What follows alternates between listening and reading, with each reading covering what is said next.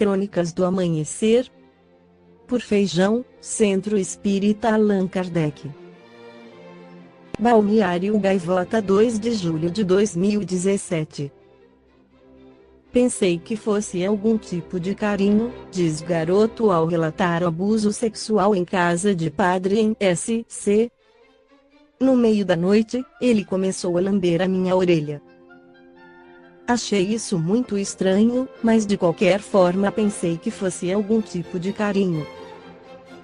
E logo depois eu tirei a orelha porque era chato, eu não gostava. Daí passou uns 10 minutos e ele começou a me alisar, a me abraçar. Daí ele passou a mão na minha barriga. Ele tentou mexer no meu pênis, daí eu tirei a mão dele. Tentou de novo e tirei. Na terceira vez, ele fez força e eu não consegui tirar a mão dele. O relato acima de um menino de 13 anos, morador de São Francisco do Sul, sobre o fim de semana em que ele e outros 4 garotos da cidade passaram na casa onde vivia o padre Marcos Roberto Ferreira, em Joinville. O religioso foi preso na sexta-feira 0906 por estupro de vulnerável. A defesa dele pediu a revogação da prisão e afirma que discutirá o mérito em juízo, em eventual ação penal. Como mostrou uma reportagem especial sobre o caso exibida no Jornal do Almoço deste sábado 17/06, a notícia da prisão do padre chocou as duas cidades. Moradores do bairro Sandra Regina, interior de São Francisco do Sul, contaram que era como se o padre fizesse parte de suas famílias. Nós o amávamos de todo o coração. Ele vinha à nossa casa, tomava café, almoçava, jantava, vinha passear aos domingos. Nós tínhamos ele como uma pessoa da família, mesmo. E nós o amávamos de todo o coração, conta a mãe de um dos meninos que relataram abusos. O padre foi ordenado em 2011, logo em seguida, enviado a Mafra, também no norte do estado, onde trabalhou por um ano. Em São Francisco do Sul, o padre esteve à frente da paróquia Santa Paulina por quase 5 anos. Logo passou a ser considerado um exemplo e ganhou a confiança da comunidade por ter melhorado a estrutura da igreja, construiu calçadas e muros, instalou ar-condicionado. Ele também é lembrado por reunir a vizinhança em celebrações. A vice-presidente da Associação de Moradores conta que o padre vivia cercado de crianças, principalmente meninos. Ele saía muito com as crianças. A gente convidava para almoçar na casa das minhas colegas, ele levava a pesada. Sempre contente, sempre alegre, lembra a Esperança Saidoc. Investigação. O caso é investigado pela Polícia Civil de São Francisco do Sul. 5 meninos já prestaram depoimento. A única coisa que ainda não há provas de que havia acontecido é a conjunção carnal, os demais atos libidinosos que antigamente eram tratados como atentado violento ao pudor, mas que hoje também são tratados todos como estupro, são esses os atos praticados pelo padre, diz o delegado Marcel Araújo de Oliveira. Ele acredita que, considerando a quantidade de crianças com quem o padre tinha contato, o número de casos de abusos pode ser maior. Não é difícil, para nós, acreditar que possa haver novas vítimas que ainda não foram ouvidas aqui na delegacia. É muito importante que, se existir uma criança ou uma família que tenham passado essa situação junto a esse indivíduo, o Marcos, que procure a Polícia de São Francisco do Sul para que possa trazer a justiça na sua plenitude. O padre continua preso temporariamente. A Diocese de Joinville decretou a suspensão das atividades dele e abriu um processo de investigação interna para apurar o caso. Se as denúncias se confirmarem, o religioso deixará a igreja, informou a diocese. O que diz a defesa em nota? O advogado do padre, Carlo Murilo Notório, afirmou que já pediu a revogação da prisão temporária. O defensor reitera que não há processo contra padre, e sim um inquérito policial. Não houve irregularidades legais quanto à prisão. O que existe são fortes fundamentos para que o P. Marco seja colocado imediatamente em liberdade, não havendo motivos plausíveis para a manutenção da sua segregação. Sobre o mérito, reservamo-nos apenas discuti-lo em juízo, em eventual ação penal, afirmou o advogado. Podemos afirmar que o P. Marco sempre desenvolveu um trabalho com muito zelo perante todas as comunidades que passou. Quem o conhece de verdade sabe disso, sendo que o P. Marcos é um excelente padre e uma excelente pessoa, acrescentou. Dentre todos os desvios mais comprometedores na área na sexualidade, temos a pedofilia e uso de crianças como objetos sexuais. É prática das mais infelizes e seus adeptos, denominados de pedófilos, sem dúvida, são pessoas situadas em baixo patamar evolutivo, espíritos desequilibrados, necessitando de acompanhamento terapêutico, tanto físico quanto espiritual.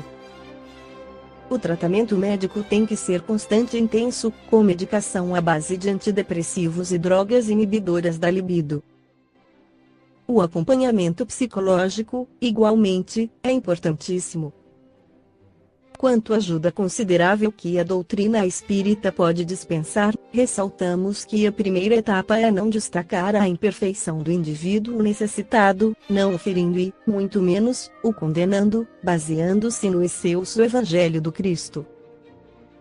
Depois procurar transmitir-lhe vibrações amorosas e ministrar-lhe educação espiritual ao lado dos recursos da prece, da água energizada, dos passes e da desobsessão. O amor puro e desinteressado, juntamente com muita tolerância, representa o principal passo para o trabalho de reeducação espiritual do irmão em desequilíbrio.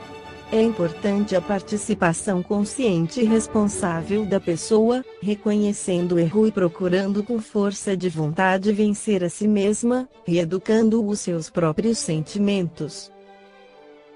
Em O Livro dos Espíritos, questão 909, Allan Kardec pergunta: a espiritualidade superior poderia sempre o homem, pelos seus esforços, vencer as suas más inclinações?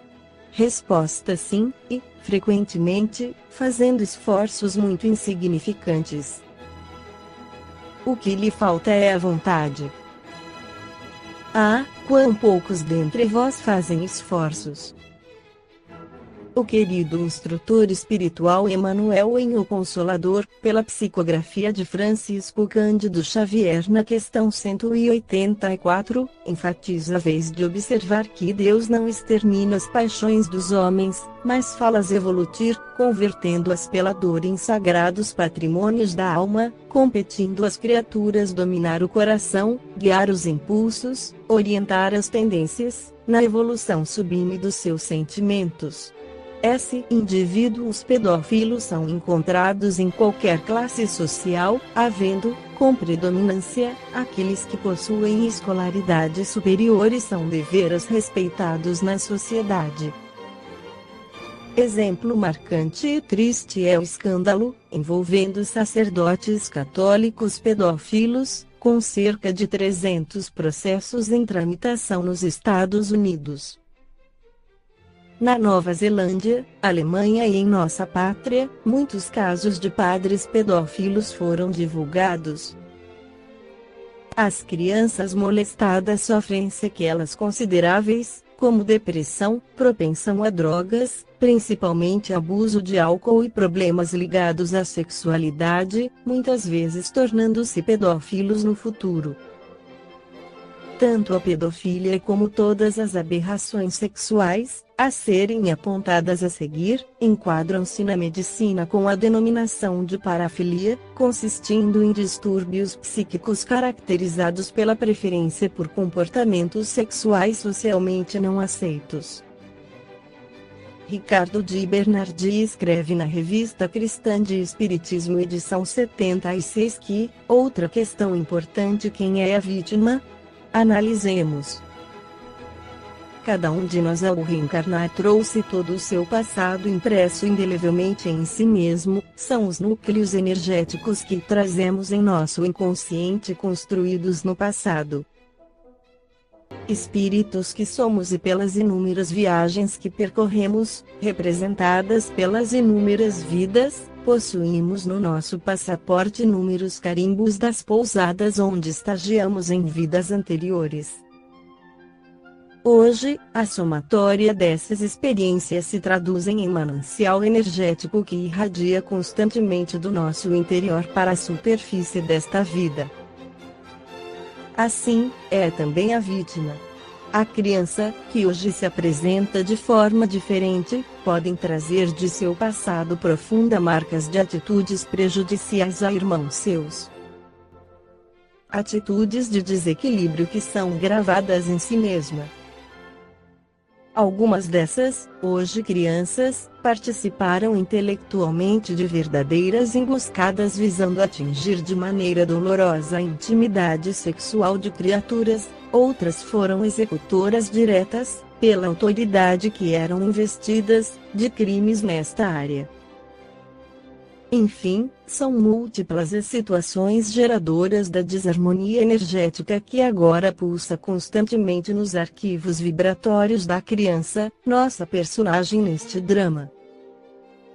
Pela lei universal da sintonia de vibrações, poderá ocorrer, em um dado momento, uma surpresa desagradável.